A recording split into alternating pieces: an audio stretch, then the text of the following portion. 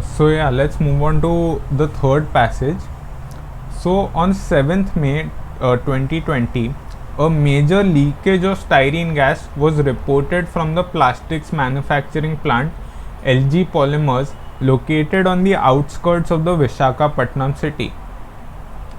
The accident took place when the cooling system of a polymers plant got clogged due to the mismanagement of factory workers and resulted in turning the city into a gas chamber.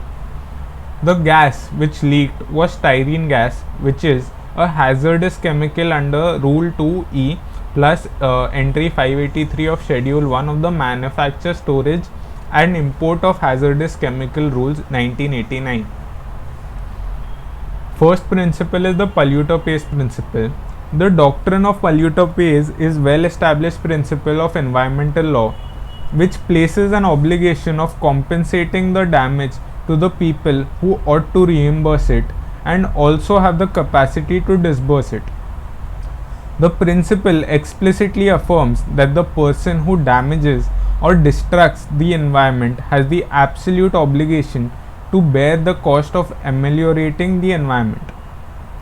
In Envirno Legal Action versus Union of India case, the Apex Court of India held that the polluter is legally responsible to reimburse the individual sufferers as well as paying for the revitalization of the damaged environment. Principle 2, Principle of Strict Liability. The principle of strict liability was established in the year 1868 in the case of Rylands versus Fletcher, where the court held that any person who uses his or her land in an unnatural manner and who keeps any hazardous substance on such premises would be held liable under the principles of strict liability for any damage occurred on the escape of such perilous substance. However, the person is liable only when there is a non-natural use of the land. The principle also restricts liability when the escape is due to an act of strangers, act of God, for example, a natural calamity due to a person injured, or when it happens with the consent of the person injured or with statutory authority. Third principle is principle of absolute liability. Absolute liability is a stringent form of strict liability as it is devoid of any exceptions that were mentioned in the earlier principle. For the first time, this principle was elaborated for the first time in the case of MC Mehta versus Union of India, and this principle implies that whenever an enterprise is engaged in any dangerous or hazardous activity that threatens the people working in the enterprise and those living nearby, it owes an absolute and non-delegable duty to the community that no harm will be caused. And if harm is indeed caused, then the enterprise will have to compensate for damages and can't use exceptions provided in the case of strict liability. The enterprise can't claim that the harm has not been caused due to negligence or that it had taken all reasonable precautions. So here again just undertake the exercise, cull out the important principles, also the important facts, because this is a fact and legal situation kind of question. So the facts of the question may be relevant in some of the questions. So it's safer to just cull them also out and not look at the questions in case the facts are referred to or not, because that is just that if a question is based on the same facts, then it will take more time to come again to read the facts. So just cull out the important facts, cull out the important principles, and here because the principles are identified, just break down the three principles into smaller parts. So after you undertake the exercise, let's compare them to the ones which I have pulled out. So the important facts are that there was a leakage of styrene gas from a plastics manufacturing company. The gas is a hazardous chemical and the accident was caused due to the mismanagement of factory workers. Now the first principle, which is the polluter pays principle, says that the polluter has an obligation to reimburse individuals who suffer from his actions. To the polluter is responsible to pay for revitalization of damaged environment. The second principle, strict liability, says that any person using his land in an unnatural manner and who keeps hazardous substances on his land is liable for damage caused by escape of substance. Sorry.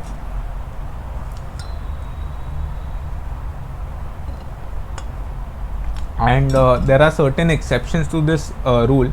That is, first is where the escape is due to act of stranger, B where it is due to act of God, C where it is due to the wrong of the person harmed, D where it is with the damage is with the consent of the person injured, or option E is where it is with the consent of statutory authority.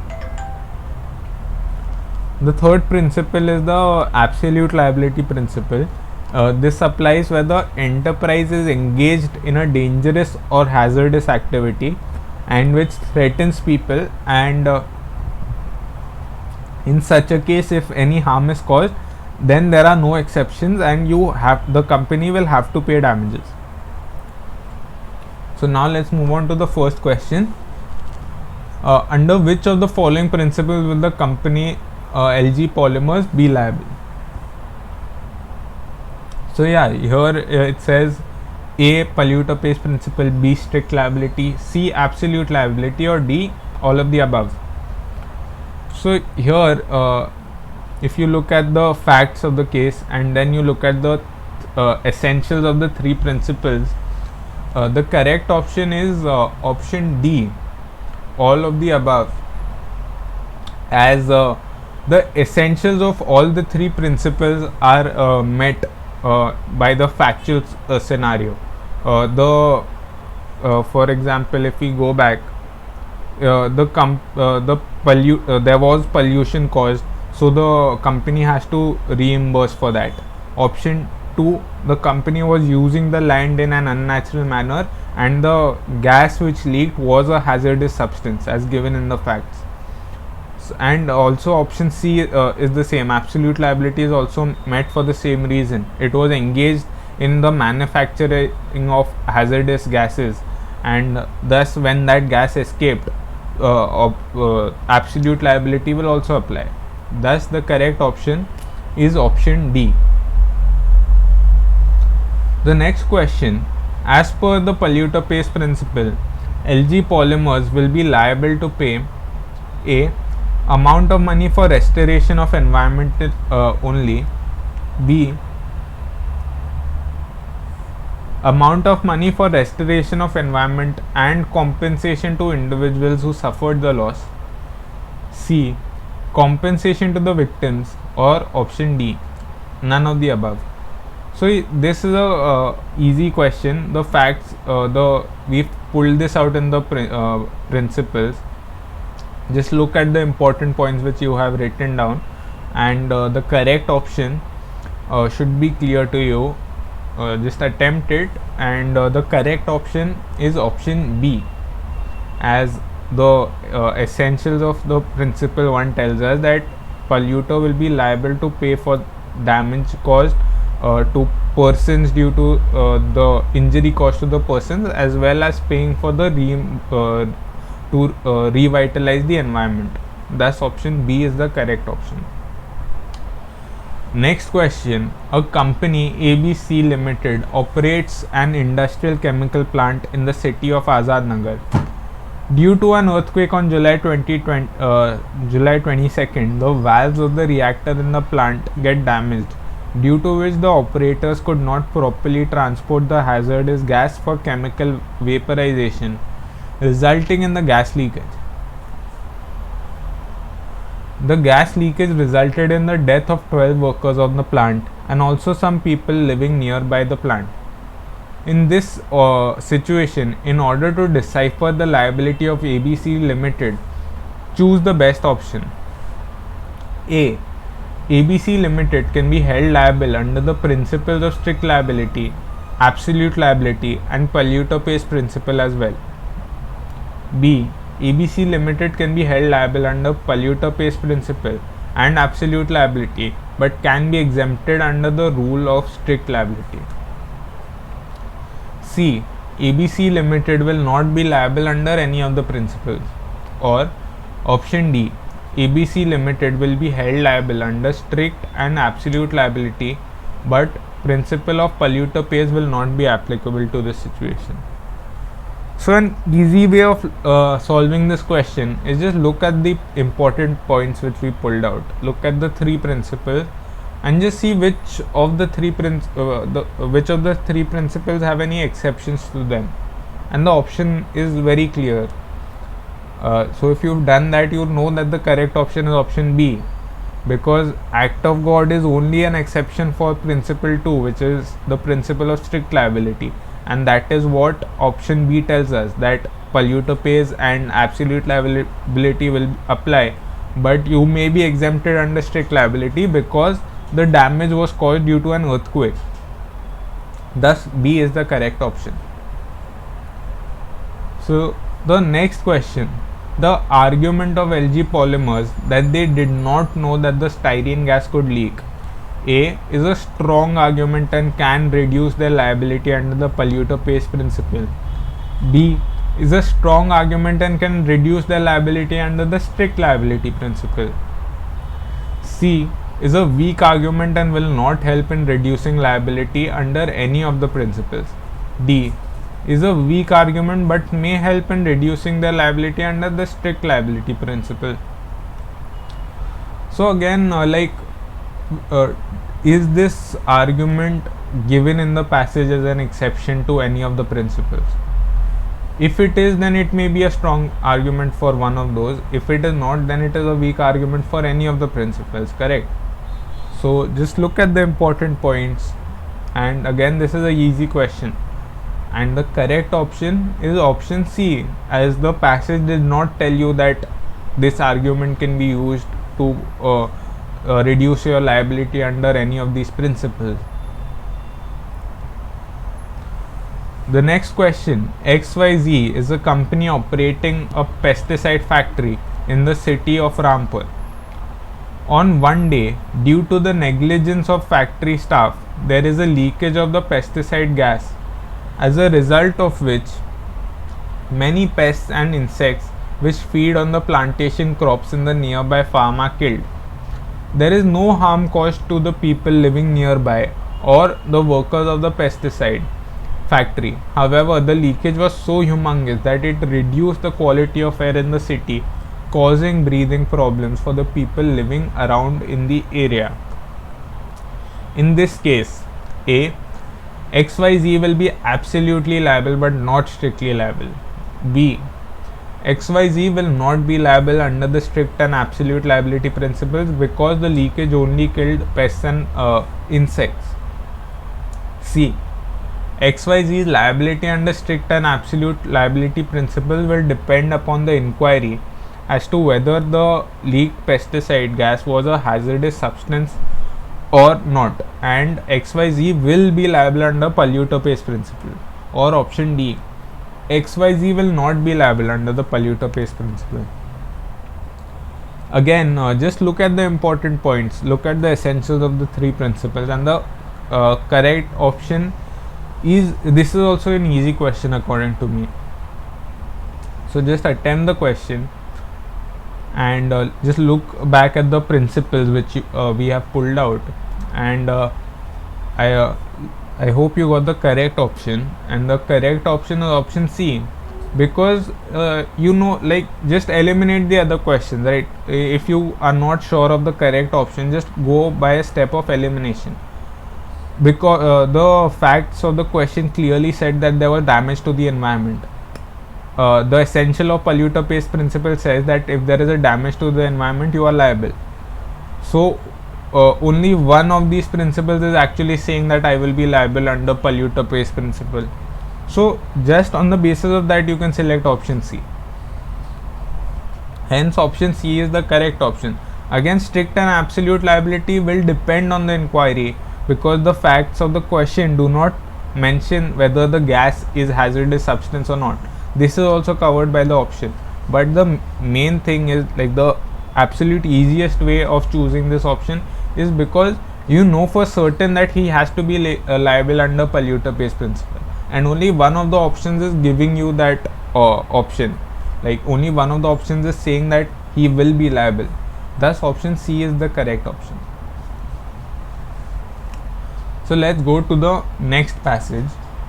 Now, there is a principle of natural justice. It is derived from the word just natural of Roman law, and it is closely related to common law and moral principles, but it is not codified. It is a law of nature which is not derived from any statute or constitution. The principles of natural justice is adhered to by all of the citizens of a civilized state with supreme importance.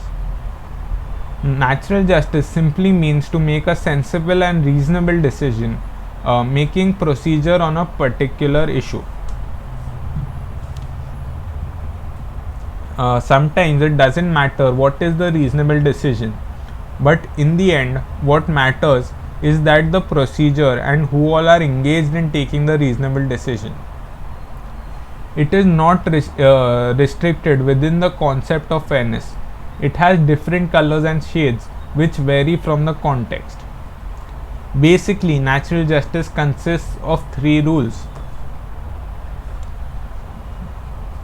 First one is the hearing rule, which states that the person or party who is affected by the decision made by the panel of experts should be given a fair opportunity to express his point of view to defend himself. Secondly, the bias rule generally expresses that the panel of experts should be free from bias while making the decision. Next, the decision should be given in a free, fair manner which can fulfill the rule of natural justice. And third is the reasoned decision, which states that the ordered decision or judgment of the court given by the presiding authorities with a valid and reasonable ground. The principles of natural justice have been adopted and followed by the judiciary to protect the public rights against the arbitrary decision by the administrative authority. One can easily see that the rule of natural justice includes the concept of fairness. They stay alive and support to safeguard the fair dealing. So yeah, this is the passage. Again, just do the exercise, read through the passage at your own pace, and attempt to cull out the important points. Now let's compare those to the ones which I have found. Hey guys, just a short break in the middle of the class to tell you to check out our website or follow the link in the description below to join our test series. We're going to be having sectional tests, full tests, a lot of practice material. Do check out our website. Cheers. So the important points in this passage is one, that natural justice means to make sensible and reasonable decisions. 2, it deals with the procedure to be followed and who is engaged in making the decision. 3, the hearing rule, that is the person who is affected should be given an opportunity to defend himself. 4, the bias rule, the panel should be free of bias. 5, reasoned decision, the decision or judgment of the court should have a valid and reasonable ground. So these were the important principles which we have pulled out. Now let's move on to attempting the questions. First one is the nemo judax in causa sua, or the principle that no one can be a judge in his own case, relates to which of the following rules? A, bias rule.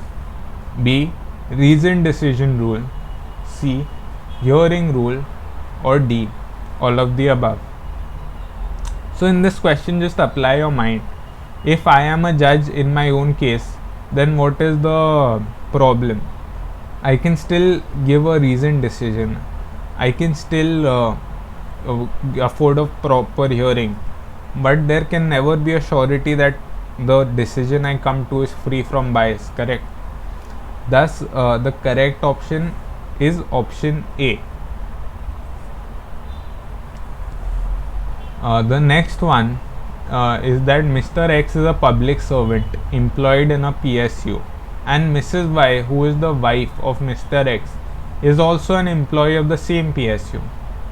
Now, Miss A files a complaint against Mr. X for sexual harassment at workplace before the Internal Complaints Committee, which is headed by Mr. Y. After completing her inquiry, she has held that Mr. X is guilty and is recommending disciplinary proceedings against him. Now, on what grounds can Mr. X challenge her findings? Option A. The Mrs. Y is an employee of the same institution, and the institution should have been conducted by a person. The inquiry should have been conducted by a person outside the institution. B. That the complaint was filed by a female employee, so the inquiry must have been conducted by a male employee. C. Mrs. Y is the wife of Mr. X and she holds a personal bias in the case, so the inquiry should not have been conducted by her. D. Mr. X, being the accused, should have conducted the inquiry himself. So here just look at the principles, and again the correct, this is a simple question. Just attempt the question, and the correct option is option C, because Mr. Y is the wife of Mr. X. He can challenge it on that ground that she is my wife, she has a bias against me, that is why she held against me. So that is the only that is why option C is the correct option. Next question. Mr. A is a judge and he is also the landlord of Mr. B, who resides in an apartment owned by Mr. A. Now, due to non-payment of rent for 3 consecutive months, Mr. A has served an eviction notice to Mr. B. Now, choose the most appropriate option. A. Being a judge himself, Mr. A cannot issue such notice of eviction. B. Mr. A can issue such notice because it is duty as a judge apart from being a landlord. C. Such a notice is illegal as Mr. B was not given an opportunity to present his case. D. Mr. A issued such notices in personal capacity as a landlord and not being a judge. So yeah, this is a simple question. Just apply your common sense to this question and it should easily jump out to you. So the correct option is option D, because the notice was, there was no proceeding going that the principles of natural justice had to apply. There was a contract between them. A person was a tenant, his the lease deed has expired. Now of course he can evict him, he is sending a notice of eviction. So the question, the applicability of natural justice itself is not coming into question. That is why option D is the correct option. The notice was issued in his personal capacity and not on the account of being a judge. Next question. Which of the following is not in violation of principles of natural justice? A. Withholding of an increment of a public servant without giving him an opportunity to defend. B. Non-renewal of a contract of employment of an employee after the period of contract is over. C. Initiating a departmental inquiry against a public servant without giving him an opportunity to submit representation during such inquiry. Or option D, all of the above. Again, just look at the options, and the correct option should again just jump at you in the face, like there's one odd one out between the options. So the correct option is option B, because here there's no proceeding going on against him, right? Option A, you're taking a negative action against the public servant. Option C is an actual inquiry going on. But option B is there's a contract of employment, it is over. Now, why is there an obligation to renew it? If he is not renewing it, that is the option of the employer, correct? That is why option B is the correct option. Next question. On the basis of your understanding about natural justice in the passage above, state which of the following is true. A. Adherence to the reasoned decision rule is not required if the other two rules are complied with. B. Compliance of bias rule itself rejects the need of the hearing and reasoned decision rule. C. Principle of natural justice is incomplete without the compliance of any of its rules. Or D. The reasoned decision rule is a substitute for the bias rule. Again, this is a easy question. Just attempt the answer. You don't even need hints for this. Just look at the important points. The correct option is option C, because the facts told us natural justice is the basic law and natural justice has 3 rules. Now, it didn't say one rule is more important than the other. The passage said that this is natural justice. They broke down the principle into 3 rules for explanation. Thus, natural justice is following is an incomplete if any of the 3 rules is not followed. So yeah, now let's move on to the 5th passage. It says that tensions prevailed in the Jawahar area and Palghar district after 3 Mumbai residents travelling in a Ford EcoSport to Silvassa were allegedly lynched late on Thursday night. The Kasa police said that the incident occurred near Gadha Chinchle village under their jurisdiction. The information received by us indicates that the 3 occupants of the SUV hailed from Kandivali in Mumbai and were going to attend a funeral in Silvassa. The Superintendent of Police Gaurav Singh Palghar police said a large mob of villagers surrounded the car within a matter of minutes and started attacking it with sticks, iron rods and their bare hands, leading to the death of all 3 occupants. One of our patrolling vehicles later spotted the severely injured trio lying on the road and stopped to find out the matter. However, our team was also attacked by the mob and the vehicle pelted with stones. Our personnel had to flee and were unable to rescue the victims. An officer with the Kasa police said a wireless alert was sent out later, apprising all police stations and units of the incident, following which reinforcements were sent to the village and a combing operation was undertaken. Prima facie information indicates that the trio were mistaken for thieves and attacked. The villagers were on edge due to the ongoing lockdown and unavailability of essential supplies for the past few days.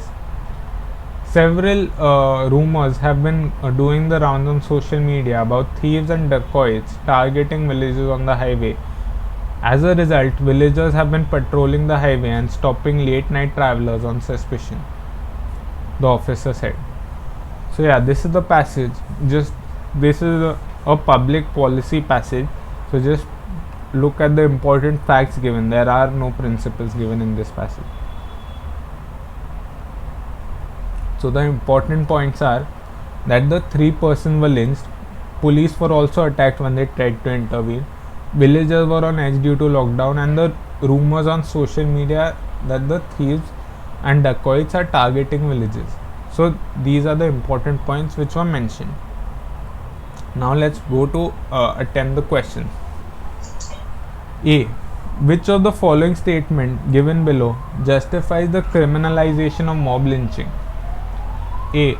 In democracy, the actual power rests with the people and their actions cannot be penalized by the state. B.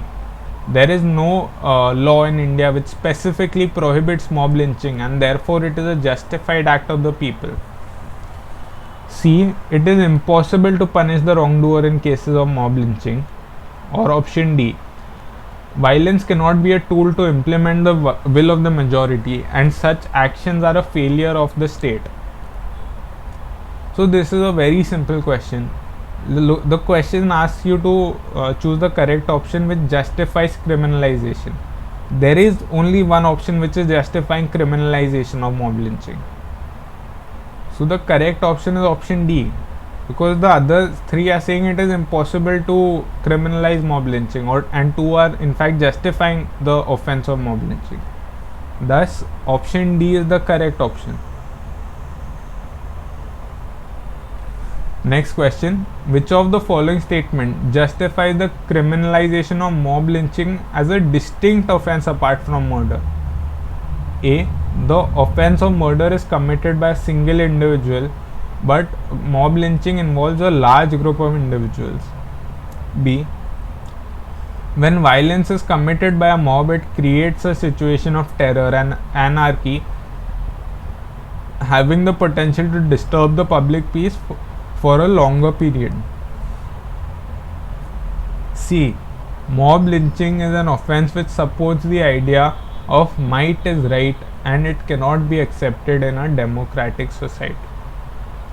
So yeah, just look at the option and attempt the question. The correct option is option D, as in fact all the options are correct to a certain extent. They are all saying why mob lynching is wrong, and hence all of them can be used as an argument to justify criminalization of mob lynching as an offense apart from murder as well. Thus option D is the correct option. Next, the above passage states about the existence of rumors in the area regarding the thieves and dacoits robbing the villagers or committing child lifting. In the light of the proposition, which of the following statements is correct? A. The villagers should not be punished as there was a genuine mistake on their part. B. The villagers should be punished as they do not have any right to punish any person unless he is an offender. C. The villagers should be punished as no individual in the country is entitled to take law in his own hands and punish the wrongdoer. D. The villagers should not be punished as they have the right of private defense against such incidents, under which they can even kill a person. So again, this is a simple question. Just look at the option and the correct answer is staring you in the face. The correct option is option C, because the other options are justifying violence to a certain extent. A and D are to completely out of the option, and they're saying that the villagers should not be punished even though they've committed an offense. B is saying they should be punished as long as he is not an offender, but even if the person is an offender, you do not have the right to beat him up. Correct. So that is why option C is the only correct option. Now the next question. In light of the above passage, which of the following incidents of mob violence would be justified? A. A group of people committing violence against people who are selling meat of an animal considered to be sacred under the religious beliefs. B. Residents of a boys' hostel caught a drug peddler selling drugs in their hostel and killed him by beating. C. Villagers injured a woman by pelting stone on her, considering her to be a witch. Or D. None of the above. Again, this is a very simple question. I'm sure all of you must have got it right. The correct option is option D, because mob violence cannot be justified. Next question. Assertion A. Mob lynching can be justified only in circumstances where religious sentiments or feelings of a large group of people is associated. Reason: religious sentiments and feelings are of paramount consideration for the state and should not be interfered with. A. Both A and R are correct. B. A is correct but R is incorrect. C. Both A and R are incorrect. D. A is incorrect but R is correct. Again, the correct option is obvious to you. Uh, the correct option is option C. Both the assertion and the reason is incorrect. Firstly, mob lynching cannot be justified, irrespective of religious sentiments, etc. And religious sentiments are also not paramount consideration for the state. It is the constitution which is the paramount consideration for the state. Correct. So both A and R, the assertion and the reasoning is incorrect.